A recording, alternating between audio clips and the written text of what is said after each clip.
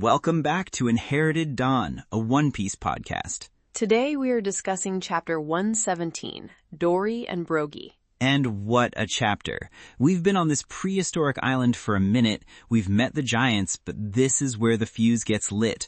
We're talking honor, dreams, a decades-long duel, and a betrayal so dirty it leads to Luffy staring down a literal giant ready to throw hands. It's a conflict born from a complete misunderstanding, which is often the most dangerous kind. The pieces are being moved by a player we can't see yet. Exactly. And if you want to make sure you catch every piece as it falls into place on our grand voyage through this story, consider joining our crew by subscribing. That way you won't get stuck on one island for a year waiting for your log pose to set. A wise precaution. Let's begin on Kyuka Island. Right. So we open far away from Little Garden on this vacation island called Kyuka, and we meet our next Baroque Works agents, Mr. 3 and his partner, Miss Goldenweek. The contrast between them and Mr. 5's pair is immediate. Mr. 5 and Miss Valentine were loud and aggressive, all about brute force and explosions. These two are just lounging. Mr. 3 is having tea, holding his cup with his pinky out. It's an entirely different energy. He seems so refined, almost lazy. His hair is shaped like a number 3 that's also on fire, like a candle. It's such a weirdly specific design. You just know his power is going to be something equally strange. And Miss Goldenweek is just sitting there, painting, looking completely bored. She's the one who points out they have orders, and Mr. 3 is shocked. He had no idea this paper she's been holding was their next mission. He's so detached from his own job. He seems to be a man who enjoys his downtime. It speaks to a certain level of confidence, or perhaps arrogance. He's not on edge, not constantly looking for the next fight. He believes he is in a position of such security that he can afford to relax.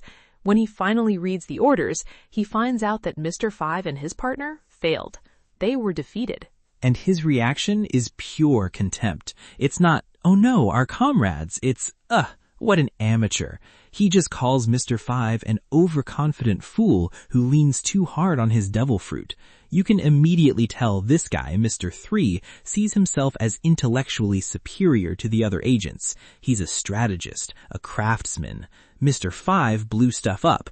This guy, he sets traps. It establishes a clear hierarchy, and it gives us a better sense of how Baroque Works operates. Mr. 5 was a numbered agent, but Mr. 3 is clearly in a higher tier.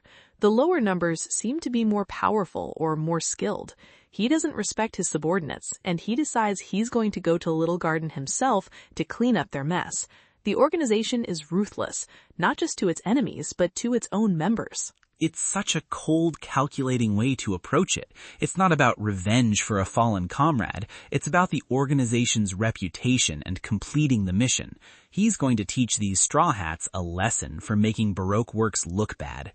He seems to treat his plans like an art form. He's not just a villain, he's an artiste of evil. And we have Miss Goldenweek, who is just a child. Painting?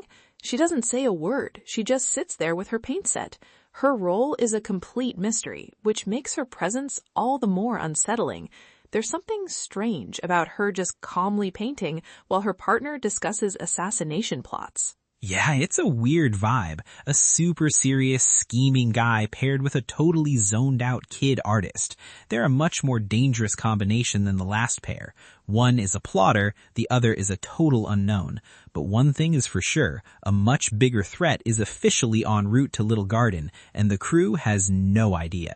They are completely oblivious because they're busy watching a legendary duel. Back on Little Garden, Nami and Usopp watch as the daily fight begins. They see Dorry and Brogy go at it, and the scale of this fight is immense. These guys are not holding back. They're swinging these massive weapons, a club and an axe and a shield, and every blow could be fatal. The sound effects in the manga, the boom and crash, they just fill the whole panel. You feel the ground shaking. The art does a remarkable job of conveying that scale. Nami and Usopp are drawn so small, hidden behind a rock, looking like ants watching gods battle. And Nami, quite practically, sees this as the perfect opportunity to escape. While the two giants who could crush them are distracted, they should run. Her priority, as always, is survival. But Usopp is completely mesmerized. He can't look away. This is everything he's ever dreamed of. He's looking at these two warriors putting their entire beings into a fight for the sake of their pride, and he's just in awe. This isn't a petty squabble. It's a ritual. It's a glorious, honorable battle between titans. For a kid who grew up telling tall tales of his own bravery, this is the real deal. He explicitly says he wants to be a brave warrior of the sea just like them. It's a reaffirmation of his core dream. But then he says it, the word that will echo through his entire journey. Elbaph. He wants to visit their home, the village of giants, Elbaph. This is it. This is the moment that sets Usopp's compass for the rest of his journey. It's not just about being brave anymore. He has a destination for that dream, a promised land of warriors. It's like a pilgrim finding his holy city. The story is really planting a flag here. We're still relatively early in the Grand Line, and it's naming a legendary island that we know, deep down, we have to go to eventually. It makes Usopp's dream tangible. Before this, his dream was an abstract concept, becoming a brave warrior. But what does that mean? How do you measure it? Now he has a goal. I want to be a warrior worthy of visiting Elbaph. It's so good. It's the difference between saying, I want to be strong and I'm going to lift this specific weight. It gives him a concrete goal to aspire to. You can see the stars in his eyes. This island, this fight, it's not just a cool detour for him. It's a life-changing event. And then, as suddenly as it began, the fight just ends. Another draw. They announce it's the 73,466th consecutive draw. The sheer mind-boggling scale of that number is hard to comprehend. And the moment the draw is called, the fight is over. They drop their weapons, which crash to the ground, and go right back to being best friends, laughing and slapping each other on the back like nothing happened. Gahaha, that was a close one, Dorry. Hey, you too, Brogy. It's the most super display of sportsmanship I've ever seen. Brogy offers Dorry a drink of the rum he got from Nami and Usopp, and it's all good. The honor is satisfied for the day. This dynamic is fascinating. The fight is everything, but the friendship underneath it is unshakable.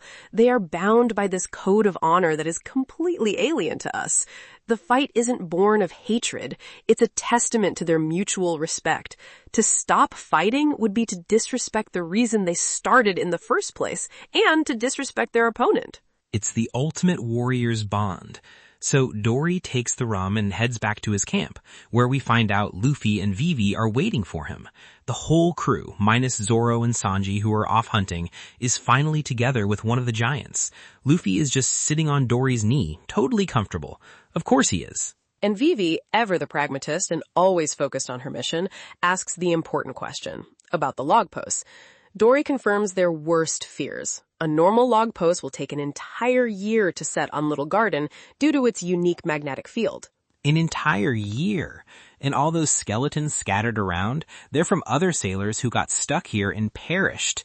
This island isn't a fun adventure spot. It's a death trap. It's a graveyard for anyone not prepared for the extremes of the Grand Line. And for Vivi, a year is an eternity. Her country is on the brink of civil war. A year from now, there might not be an Alabaster to save. She just breaks down. The weight of her entire nation is on her shoulders, and this is a massive, seemingly unsurmountable roadblock. It's a moment of pure despair for her. We saw this with Nami in Arlong Park, that feeling of absolute helplessness when the finish line is suddenly moved impossibly far away. All her planning, her infiltration of Baroque Works, her dangerous journey, it all feels like it was for nothing. And what does Dorry do? He laughs. He lets out a big ga-ha-ha-ha and says he has an eternal pose, but it only points to Elbaph. He jokingly suggests they just set sail and leave it to fate. He doesn't grasp the severity of her situation. From her long-term perspective, what's one more year? Of course, Luffy hears eternal pose and Elbaph and is immediately on board. Let's go to Elbaph. No hesitation. He sees a problem and immediately looks for the most direct, adventurous solution. He doesn't understand the political stakes for Vivi. He doesn't understand that abandoning the mission isn't an option for her. He just hears, New island with giants, and he's ready to go. It's such a perfect Luffy moment. He operates on a different plane of logic, one that prioritizes adventure and forward momentum above all else. It's both his greatest strength and, for his more pragmatic crewmates, a source of endless stress. Meanwhile, Usopp is having a heart-to-heart with Brogy. He's telling the giant about his dream, inspired by what he's just witnessed. He's found his role models. And Brogy explains the giant's creed. He says their greatest wish is to die an honorable death without ever tarnishing their pride. It's the core of their entire culture. Pride is more valuable than life itself. In that context, that absolute devotion to a code of honor is absolutely critical for what happens next, because their greatest strength is also their most exploitable weakness. Yeah, because as Dorry is back at his camp, laughing with Luffy and Vivi, he takes a big swig of that rum Brogy gave him, and it explodes right in his stomach. It's a huge explosion. The barrel erupts. It tears through him from the inside out, and this massive warrior just gets knocked flat. Blood everywhere. It's a devastating injury, and it came from nowhere. One moment he's laughing, the next he's writhing on the ground. Dorry's immediate reaction is crucial. He doesn't suspect Brogy for a second. He's just sure that a proud warrior like that would never use such an underhanded trick. Luffy's judgment of character is one of his sharpest tools, and here it's instantaneous. He recognized their honor and knows this act violates it completely. But Dorry doesn't see it that way. He's in agony. From his perspective, he was just handed a celebratory drink by Brogy, a drink that came from these new little people who just showed up on his island. He's been poisoned, betrayed by the one person he trusted most in the world, seemingly with the help of these newcomers. And in his pain and confusion, he looks at Luffy and Vivi and he blames them. He thinks they are the culprits, the new variable, the ones who must have tampered with the rum to help Brogy win the duel. His mind, clouded by a lifetime of devotion to honor, can only process this as the ultimate betrayal. It's a perfect setup. You have these two giants whose entire lives are built on honor and fair fights, and someone just used the dirtiest trick imaginable to take one of them down, and they framed the Straw Hats for it. It's a brilliant, cruel, and efficient plan. It's clearly the work of Mr. 3. This isn't a frontal assault, it's manipulation. He didn't need to fight a giant head-on. He's using the giant's own code, their own predictable behavior against them to eliminate his target. He's turning the island itself into a weapon, using its inhabitants as his unknowing assassins. It's a far more sophisticated approach than anything we've seen from Baroque Works so far. And Dorry, wounded and furious, a volcano of rage, confronts Luffy. He's ready to crush them for this perceived betrayal of his trust and Brogy's honor. He thinks he's defending his friend's name, not realizing he's falling right into the enemy's trap. And Vivi tries to de-escalate. She's a diplomat. She pleads with him, trying to explain that it's a misunderstanding, that they would never do something like that someone else is pulling the strings. But this isn't a problem you can talk your way out of. Dorry's pride has been wounded. He feels like a fool. He thinks his best friend's honor has been used against him. He's in immense physical pain and even greater emotional agony. There's no room for diplomacy here. The only thing he understands is a fight. And Luffy understands that. He sees the giant is beyond reason. He knows they are innocent, and he knows Brogy is innocent. But right now, his friend Vivi is in danger as Dorry turns his anger on them. So he does what he always does. He steps up. He takes off his straw hat, his treasure, the most important thing in the world to him, and places it on Vivi's head. A promise. It's a gesture we've seen before, and every time it carries immense weight. It's his way of saying, stay back. I will handle this. I will protect you. Trust me. It's a non-verbal contract. That hat gesture, man, it always hits. It's the ultimate symbol of his trust and his commitment. He's passing on the will of Shanks, his own dream, into her care for a moment while he takes care of business. And he's not just fighting a random enemy. He's fighting to protect his friend from someone who is also, in a way, a victim. He's stepping in to stop a tragedy born from a lie. And the chapter ends there, with Luffy, a normal-sized human, standing his ground, his fist clenched, ready to fight a wounded but still incredibly powerful giant who believes Luffy has orchestrated the ultimate dishonor. He's not doing it for glory or to prove he's strong. He's doing it because Dorry is wrong. His friends are in danger, and someone has to stop the cycle of violence before it gets worse. This is pure, uncut captain material right here. This is why he's the man who will be king of the pirates. Super. It's an impossible situation. Fighting Dorry delays them further, which is bad for Alabasta. Not fighting him means they could all be killed right here. Luffy chooses the only path he knows. Confront the problem head on, no matter how big it is. He has to clear their name, and the only language Dorry understands right now is a fight, so Luffy's gonna give him one. What a cliffhanger. It's got everything. Emotion, action, mystery, and a hero standing up for what's right against impossible odds. Absolutely.